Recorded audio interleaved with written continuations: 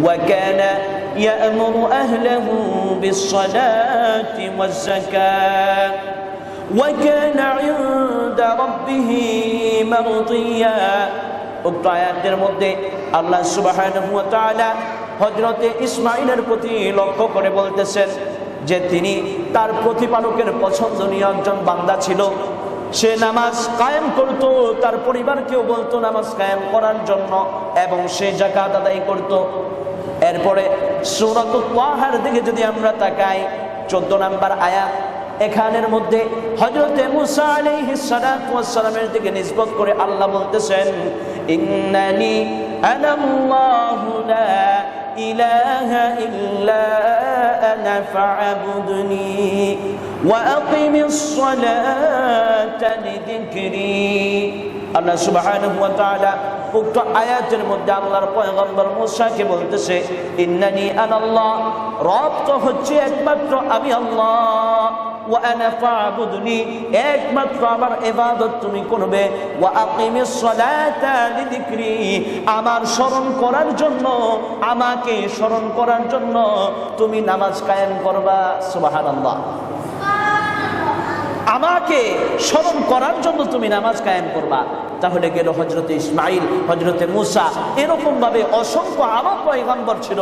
সূরা ইব্রাহিমের 40 নম্বর আয়াত, এখানের মধ্যে আল্লাহ সুবহানাহু ওয়া তাআলা বলতেছে, রব্বিজআলনি মুকিমাস সালাতি ওয়া মিন যুররিয়্যাতি রব্বানা ওয়া তাকাব্বাল দুআ।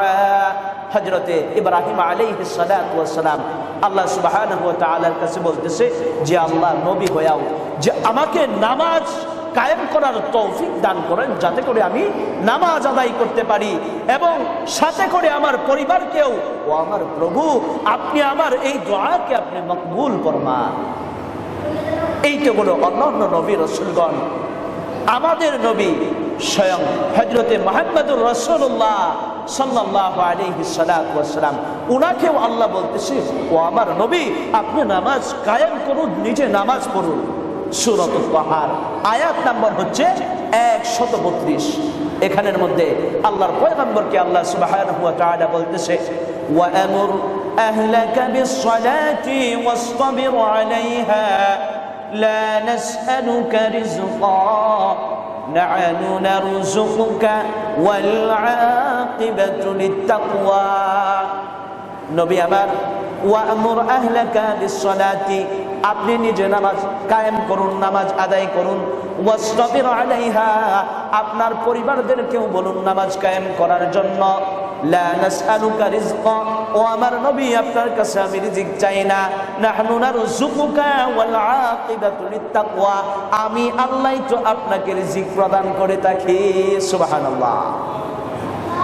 যে নবী আমার, আমি আপনার কাছে রিজিক চাই না, আমি চাই আপনি নিজে নামাজ কায়েম করুন এবং আপনার পরিবারকে বলুন যাতে করে নামাজ কায়েম করে তারা। আমাদের পয়গম্বর সাল্লাল্লাহু আলাইহি সাল্লাতু ওয়াস সালামকে আল্লাহ সুবহানাহু ওয়া তাআলা উদ্দেশ্য করে বলতেছে। শুধু তাই না, হযরতে হুযায়ফার একটি হাদিস বর্ণিত আছে যে কানা রাসূলুল্লাহ সাল্লাল্লাহু আলাইহি সাল্লাতু ওয়াস সালাম ইযা হাসাবাহু আমরুন বাদারা ইলা সালাহ, যে আল্লাহর পয়গম্বর যখন কোনো কিছুর সম্মুখীন হতেন, বিপদের মুহূর্তে, আপদের মুহূর্তে, সুখের মুহূর্তে, দুঃখের মুহূর্তে, ইযা হাযাবাহু আমরুন বাদারা ইলা সালাহ, তৎক্ষণাৎ আল্লাহর রাসূল সাল্লাল্লাহু আলাইহি সাল্লাম নামাজের জন্য দাঁড়িয়ে যেতেন।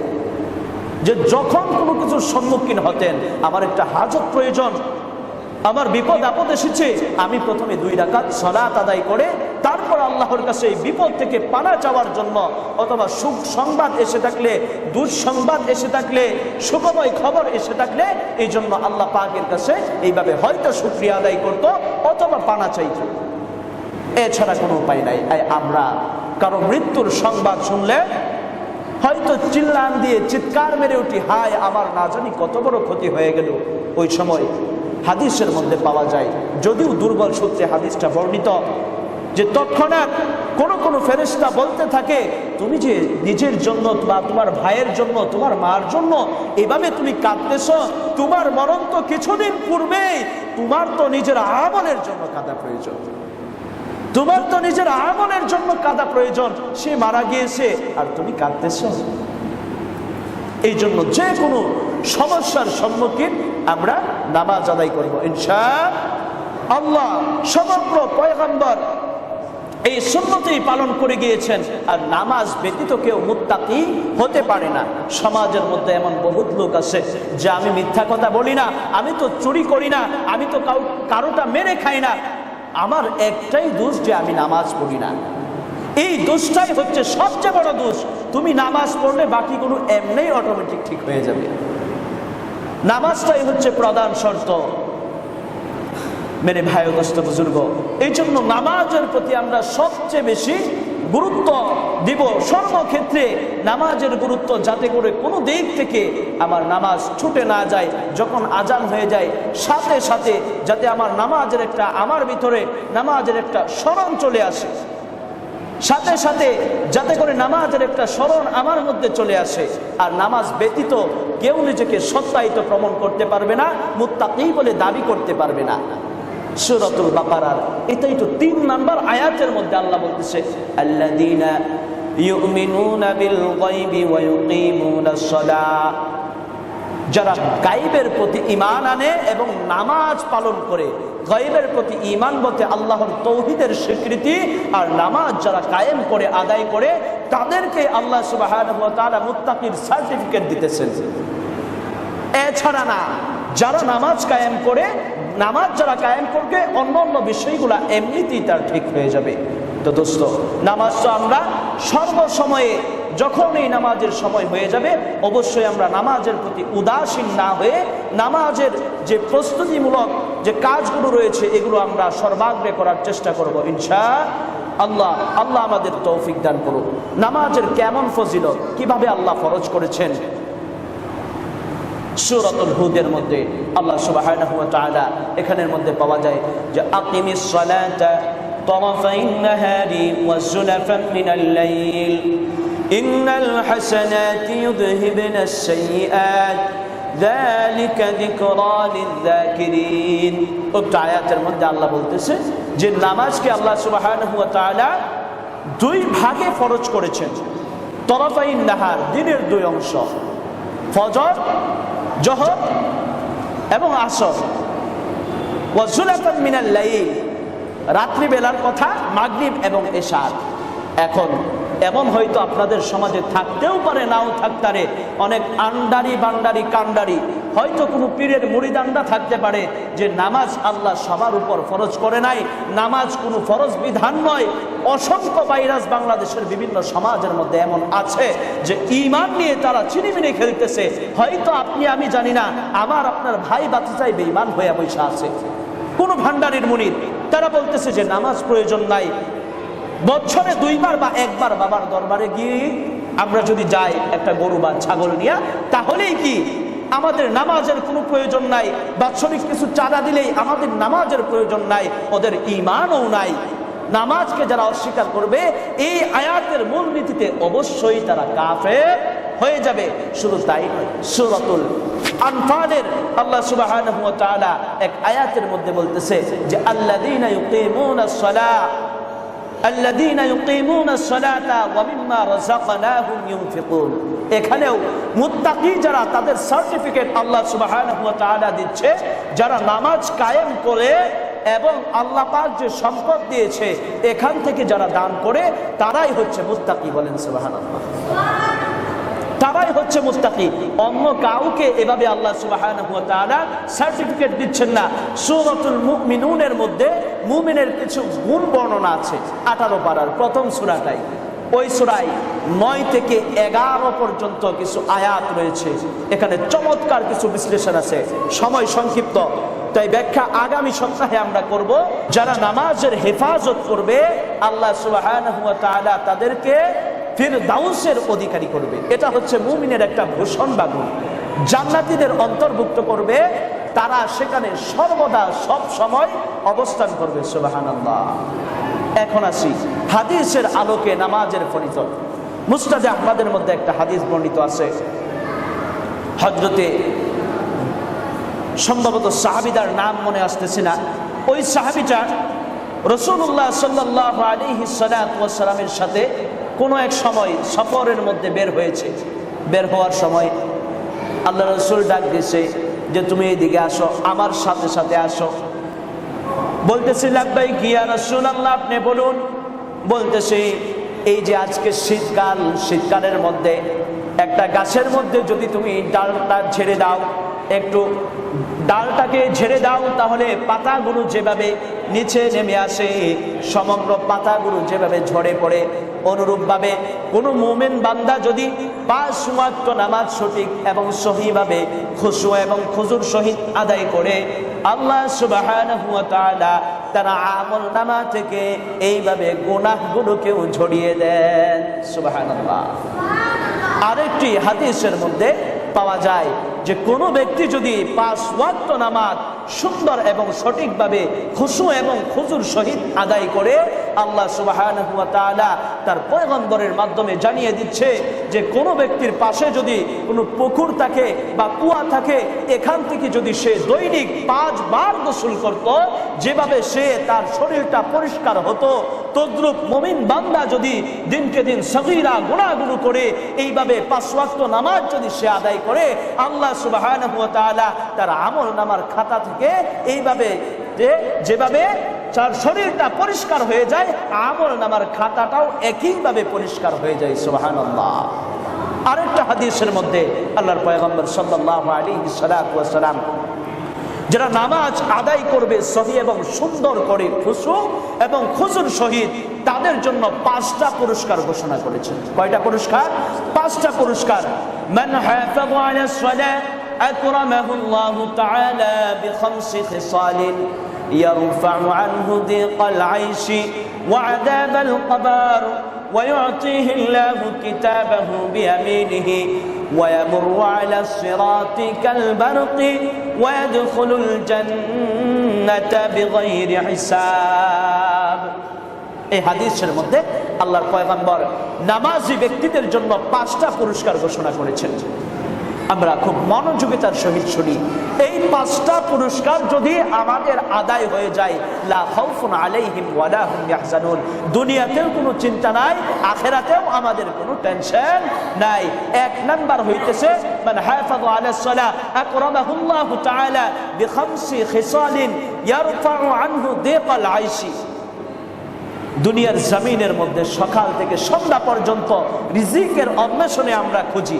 আমাদের ব্যবসা বাণিজ্য, আমাদের চাকরি, আমাদের কৃষিকাজ, আমাদের অন্যান্য যতগুলো হালাল কর্ম রয়েছে, এগুলো আমরা একমাত্র রিজিকের উদ্দেশ্যেই করি। আল্লাহ বলতেছেন দিকাল আইশি, বান্দা 5 ওয়াক্ত নামাজ তুই আদায় কর, তোর রিজিকের বরকত আমি আল্লাহ নিয়ে নিলাম। সুবহানাল্লাহ। আর একটু জোরে সোরে সুবহানাল্লাহ বলি। অনেক মানুষ আছে সুবহানাল্লাহর আওয়াজই নাই। সুবহানাল্লাহ,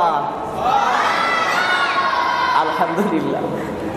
এরপরে 2 নাম্বার আল্লাহ বলতেছে যে বান্দা, এই যে রিজিক তুমি তোমার দুনিয়াতে পেয়ে গেলা, তোমার নামাজের কারণে আমি আল্লাহ দিয়ে দিলাম।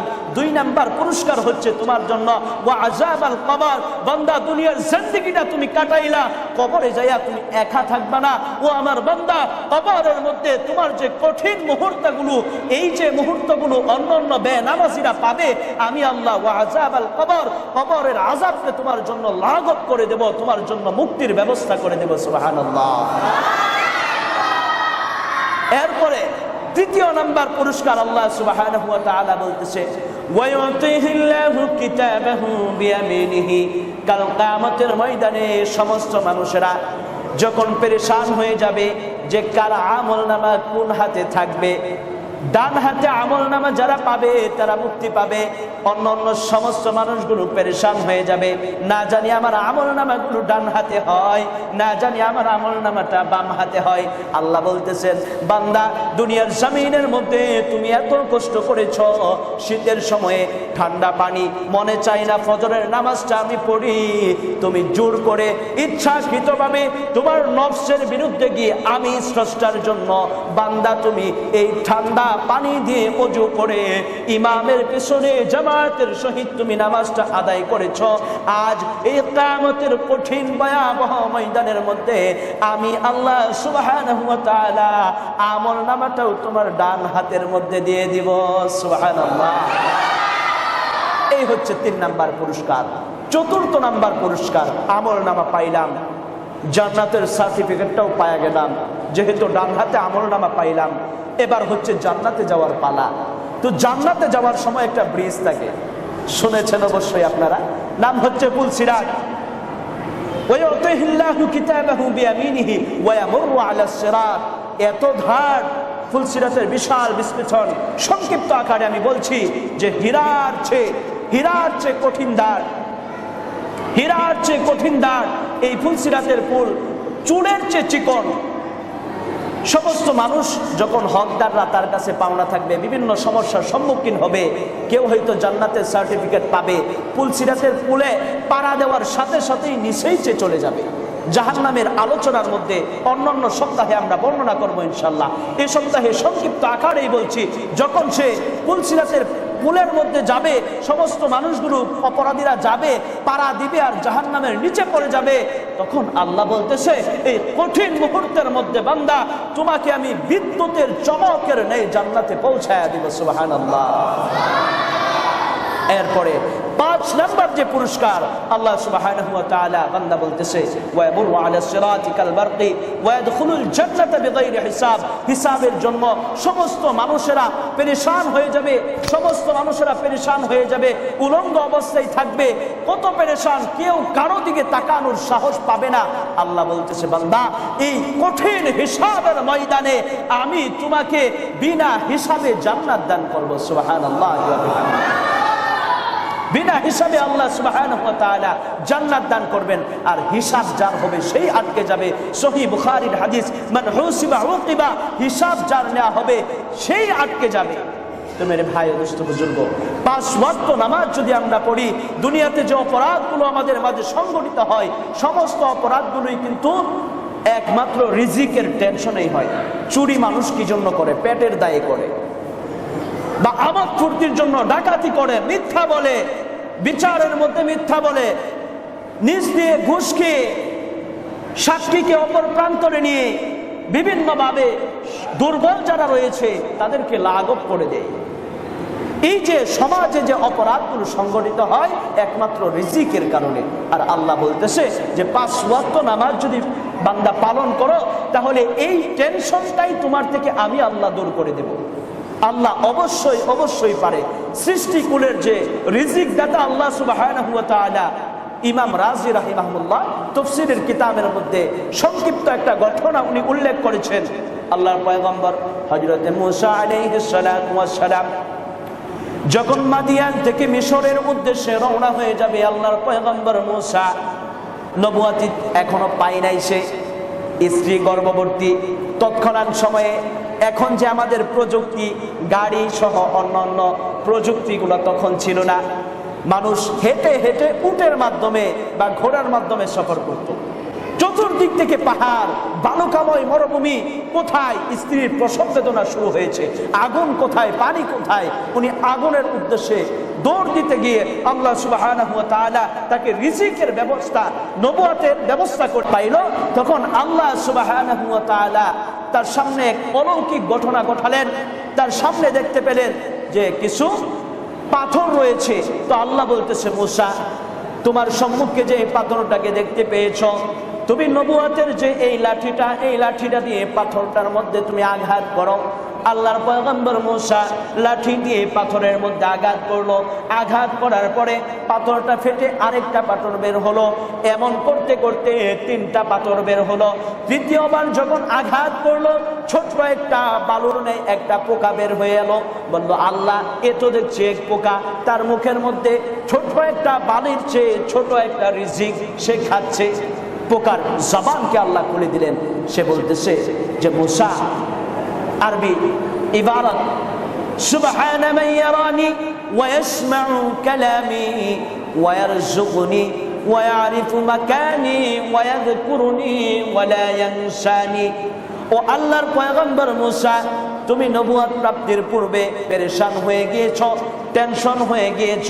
তুমি চিন্তা করে দেখো, এই যে 3টা পাথর তুমি ভেদ করেছ, এই পাথরটা ভেদ করার পরে আমার মতো ছোট্ট একটা মাখলুক 3টা পাথরের ভিতরের মধ্যে আমার মালিক সুবহানাহু মাইয়ারানি, যার প্রশংসা আমি করি, ওয়াসমাউ কালামি, আমি এখানে আছি, ওয়াসমাউ কালামি, আমার মালিক আমার কথাগুলো শুনতে পায়। সুবহানাল্লাহ।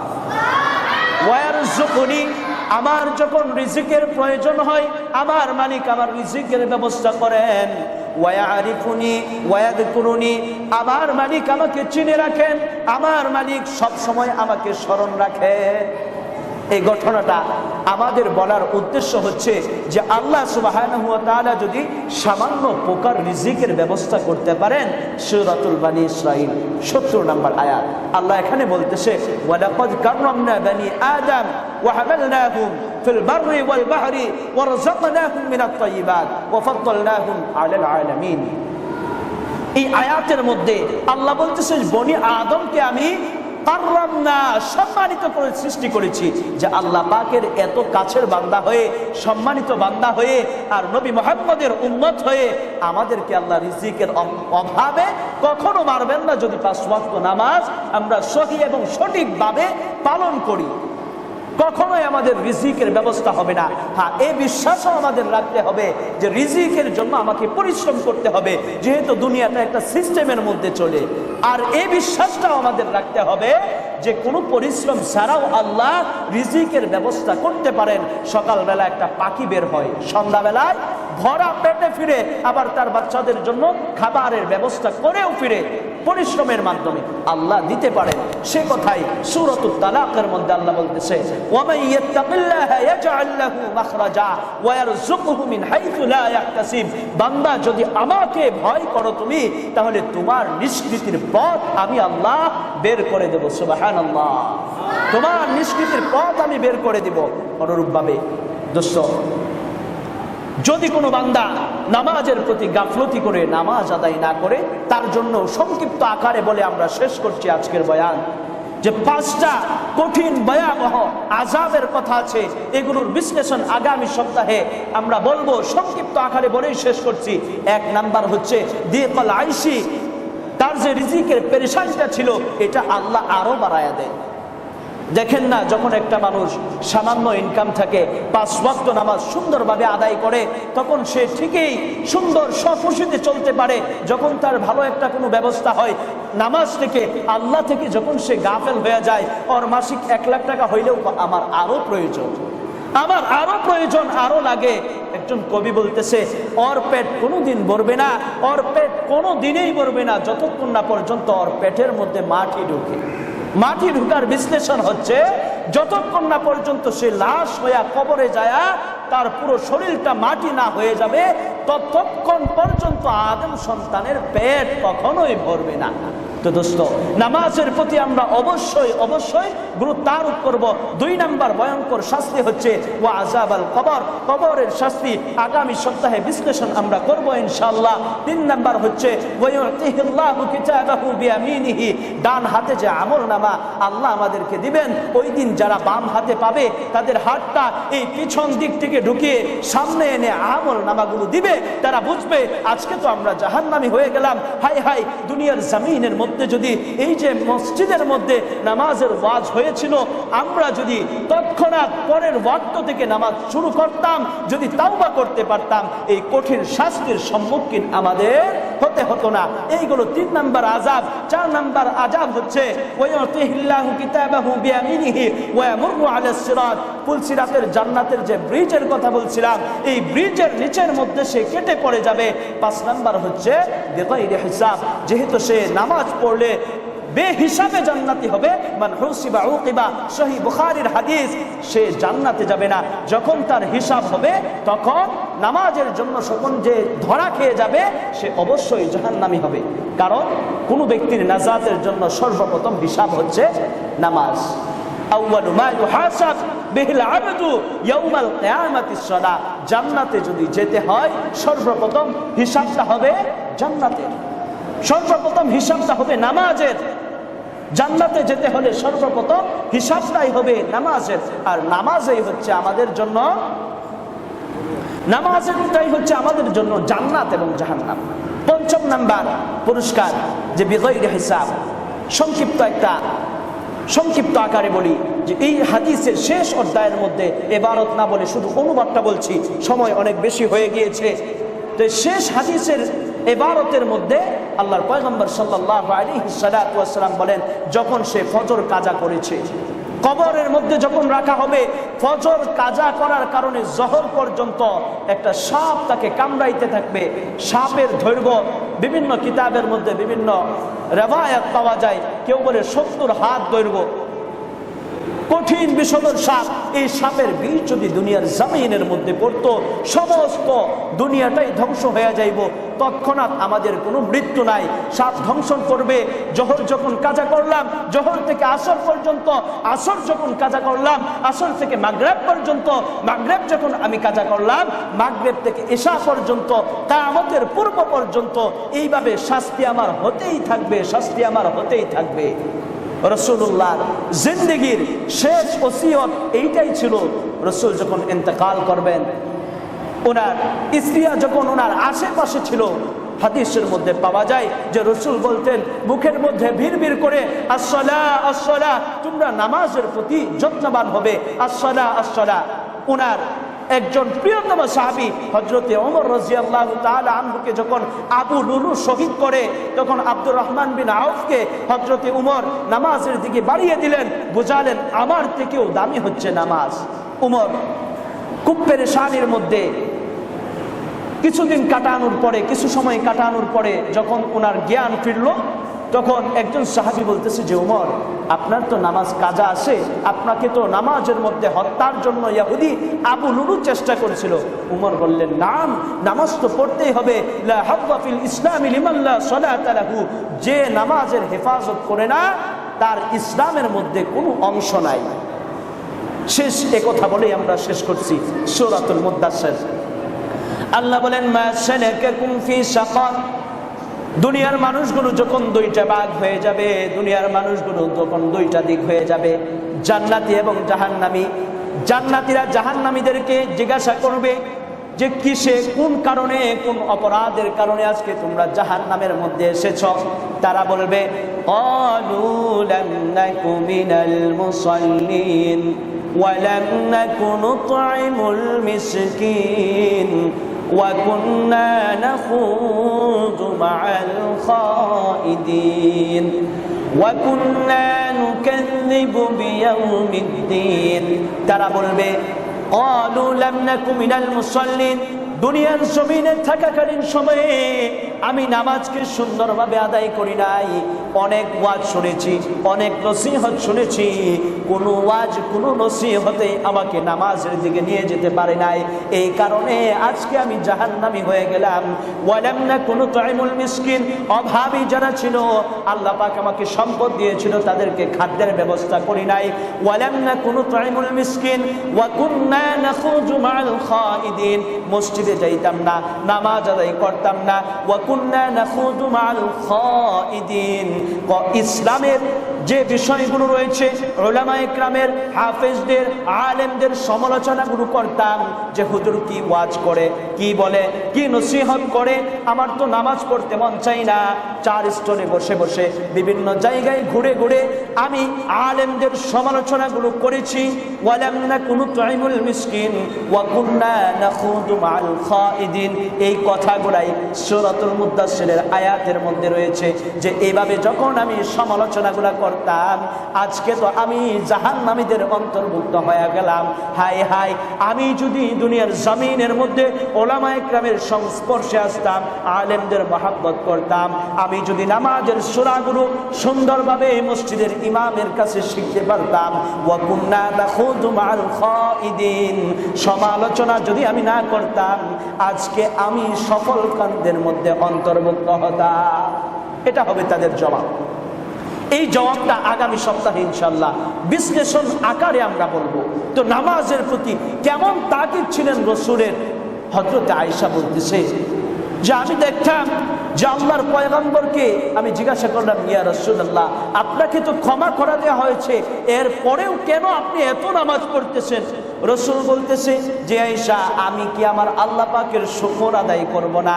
আয়েশা বলতেছে, আমি দেখতাম যে আল্লাহর পয়গম্বরের এমন অবস্থা হয়েছে, সারা রাত উনি নামাজ আদায় করতেছে, সারা রাত উনি নামাজ আদায় করতেছে, ওনার পা গুলো ফুলে মোটা মোটা হয়ে গিয়েছে, মনে হচ্ছে যেন পানিগুলো টলমল করে পড়ছে। আমার কান্না আসছে, আমি ভাবছি যেন আল্লাহর নবী মারা গিয়েছে, আমি ভাবছি যখন রসুল মনে হয় দুনিয়াতে নাই, যখন ওনার পায়ের মধ্যে আমি ছুঁইতাম বুঝতাম আল্লাহর নবী বেঁচে আছে। নবী মাসুম হয়েও এত নামাজের প্রতি তাকিদ ছিল। সাহাবীদের ব্যাপারে সূরাতুল হুদের মধ্যে সূরাতুস সাজদা একটা আয়াতের মধ্যে বলেন আল্লাহ সুবহানাহু ওয়া তাআলা, তাতাজাফা জুনুবুহুম আনিল মাদাজি ইয়াদউনা রাব্বাহুম খাউফান ওয়া তামআ। কেমন ছিলেন সাহাবায়ে কেরাম, রাতের বেলার মধ্যে নামাজ আদায় করার জন্য তাতাজাফা জুনুবুহুম আনিল মাদাজি ইয়াদউনা রাব্বাহুম, ঘুম থেকে তারা উঠে পড়তেন অর্ধেক রাতের মধ্যে নামাজ আদায় করার জন্য। তাদের পার্শ্বদেশ তাতাজাফা জুনুবুহুম আনিল মাদাজি ইয়াদউনা রাব্বাহুম, তারা তাদের প্রভুর ডাকে, তারা তাদের প্রভুকে রাতের বেলা তাদের ঘুমগুলোকে পরিত্যাগ করে তাদের প্রভুকে ডাকতো, নামাজ আদায় করতো। সাহাবায়ে কেরামও এমন ছিল। শুধু তাই না, আমরা যদি আকাবের দিকে দেখি, ইমান যারা ছিল তাদের দিকে দেখি, ওনারা সূরাতুল ইয়াসিনের একটা আয়াত রয়েছে 59 নম্বর আয়াত, এখানের মধ্যে আল্লাহ বলতেছে, ওয়ামতাজুল ইয়াউমা আইয়ুহাল মুজরিমুন। আল্লাহ সুবহানাহু ওয়া তাআলা উক্ত আয়াতের মধ্যে বলতেছে, কাল কিয়ামতের ময়দানে আল্লাহ বলবেন, জান্নাতীরা একদিকে হয়ে যাও, জাহান্নামীরা একদিকে হয়ে যাও। জান্নাতীরা একদিকে হয়ে যাও, জাহান্নামীরা একদিকে হয়ে যাও। ওনারা বলতেন, হাই হাই, ওয়ামতাজুল ইয়াউমা আইয়ুহাল মুজরিমুন, আমি কোন দিকে যাব না জানি, আমি কোন দিকে যাব। ওয়ামতাজুল ইয়াউমা আইয়ুহাল মুজরিমুন, আমার পেরেশানি হচ্ছে, না জানি আমি জাহান্নামীদের কাতারের মধ্যে চলে যাই। এই আয়াত তেলাওয়াত করতে করতে ওনাদের এশার পরে নামাজ আদায় করতে করতে ফজরের ওয়াক্ত হয়ে যেত। সুবহানাল্লাহ। শুধু এই আয়াত তেলাওয়াতের মাধ্যমে ওয়ামতাজুল ইয়াউমা আইয়ুহাল মুজরিমুন। তো সম্মানিত মুহতারাম মুসলিম একরাম, আমরা সংক্ষিপ্ত আগে বিভিন্নভাবে নামাজের ফজিলত কোরআন এবং হাদিস থেকে বলেছি। ইনশাআল্লাহ এগুলোর ব্যাখ্যা বিশ্লেষণ প্রত্যেক সপ্তাহে আমরা এক এক করে আগাবো ইনশাআল্লাহ। আল্লাহ সুবহানাহু ওয়া তাআলা আমাদের সকলকে আজকের জুমার পর থেকে আসর থেকে সকলকে মুত্তাকিদের কাতারের মধ্যে আল্লাহ আমাদের নামটা লিখে দেন এবং আমাদের সকলকে নামাজ আদায়কারী কায়েমকারী বানিয়ে দেন। সকলে বলি আল্লাহুম্মা আমিন।